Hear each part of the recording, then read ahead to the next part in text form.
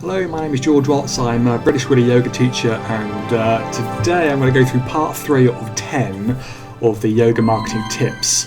So if you click on the link below, there's a link to my blog post, and you can go there for a lot more details, a lot more information on the tip. But when you click on the link, you'll come to this page, and it's 10 little known yoga marketing tips for your website. And if we scroll down, we've already done the first tip, which is in another video, is give. I'll also have all the previous tips from this series in the description box below. So first one, give. The second one is the VIP card, and the third one is going to be talking about online newsletter. If you haven't set up an online newsletter, or you've never done something like this before, it's pretty simple these days. Really, most small businesses use something called MailChimp, as I do as well.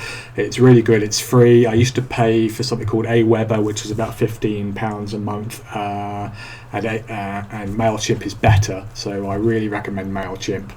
I'm not going to go into the ins and outs of setting it up. There's lots of YouTube videos about how to set up on MailChimp. But what I will do is give you some ideas. First of all, some of the reasons. So on the blog post here, I've got top 5 reasons for using MailChimp. And the first one is the stats. So you know who's opening. It's amazing. Say you send it out and you've got 100 subscribers, you know exactly how many people are clicking and opening the email, and also if you've got any links within the email, what they're clicking. So all the stats are amazing.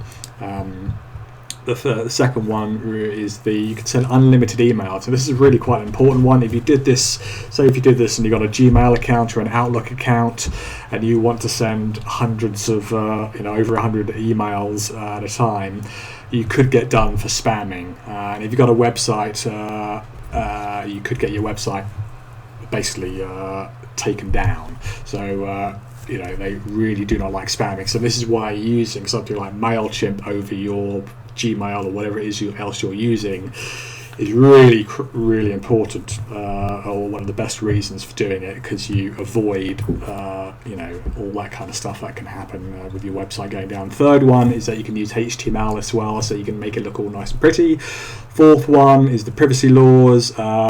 You've got to, by law, have an unsubscribe link within the email that you send out. So that is automatically done with MailChimp. You don't have to faff around with doing that. And the next one is you can there's lots of templates on there, and you can make them look very, very nice. But what I'm going to cover mainly here is how to use it. When would you use it? So there's lots of announcements, what I call announcements. So let's get into it. So the first ones you can do is announce your 6-week yoga course. So most yoga teachers will do a 6-week package, maybe 10 weeks at a time.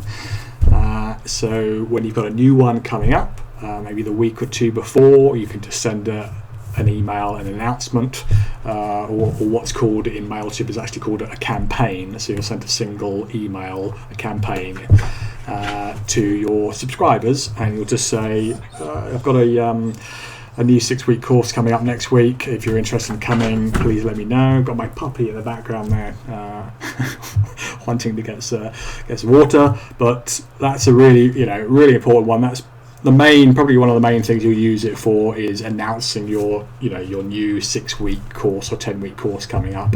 On the blog post, I've got a template for the email that I use every time when I've got a new 6-week course coming up. You can feel free to use that. Tip number 2 is announce a new blog post. So say you've got a new blog post for citations, or you're doing something in your class and you're teaching salutations or moon salutations or whatever, and you can do a blog post on it. You can get a friend of yours or your partner to take photos and put photos of you up there, so you're branding now at the same time. So you're creating something of value for your students, You're increasing the perceived value by putting pictures of yourself up there in the different poses. So it's pretty simple to do. You take a picture in the different series, different each sequence, and just put them up there. And it's really simple, but you're branding yourself and you're getting that increased perceived value, and people will come with you for longer. And that's really one of the most important things about marketing, is you really want people coming with you to your classes longer. It's not so much about getting more people in, it's about keeping the people there longer. So it's any ways that you can do to keep your students coming longer. That's what we're after. Next tip is announcing a new workshop or retreat. Announce it. You can announce that months beforehand as well if you're organised and you've got it all set up. Another one here, tip number 4, is announce your latest VIP discount. On one of the other tips up the top there was the VIP card, and that was the marketing tip number 2. If you do a VIP deal for your students and you suddenly get a new VIP discount, say at your local organic cafe gives you a 10% discount off drinks and coffees and stuff, you announce that to your subscribers.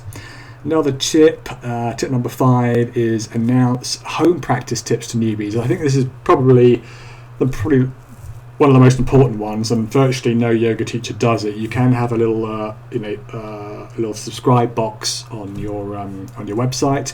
You can have as many of these.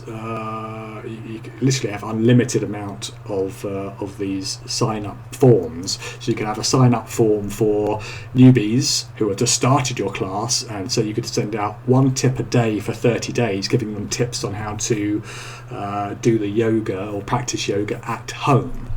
And then you can have another sign-up form for a different group. So these could be for your advanced students. Maybe you've got an advanced class. You set up another automation on MailChimp, and they can sign up for that there. So it's unlimited. So maybe you've got products like I've got. So I've got quite a few products. You can set up for each product. You can set up a getting started guide, getting some questions or whatever.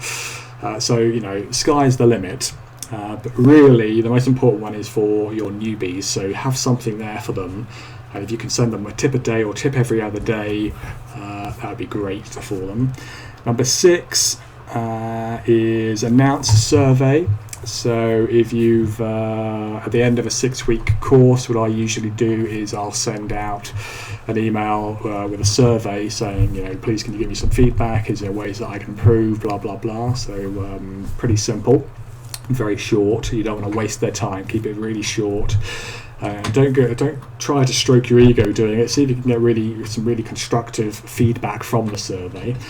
Number 8, sort of announce when you goof up. So once when I failed to announce that I couldn't do the following class, I think I was off somewhere doing something. I didn't tell some of the students. I told most of them, but about 6 or 7 students I just forgot to tell.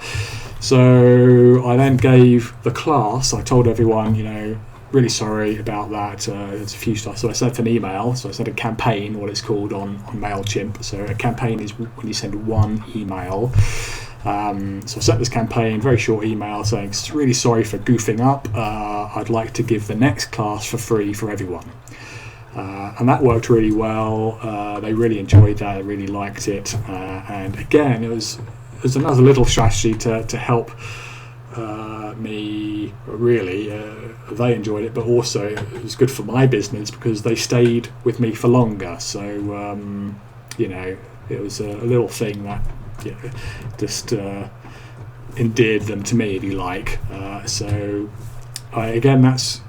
the back of my mind. That's I'm always thinking is how I want my students to stay with me for longer, not just because it makes my life easier and I don't have to go out and find other students and waste a load of money on marketing to find new students, but it's far more enjoyable for me, and I think for most yoga teachers will agree that if you have students coming with you for a long time, you can really start to see a difference to their progress. So the last one here is, if you're like me, my main classes are on a Monday. I've got to announce. I'm pretty bad at this sometimes. Luckily, I've got 3 or 4 teachers in my class, and they remind me when a bank holiday is coming up. I'll then just remind everyone in the class, but also as a backup, I'll then send an email to everyone saying, bank holiday coming up. There's no class on bank holiday. So that's about it. I hope you enjoyed this one. It's a bit of a learning curve doing MailChimp, but it's a lot easier than you think if you've never done it before.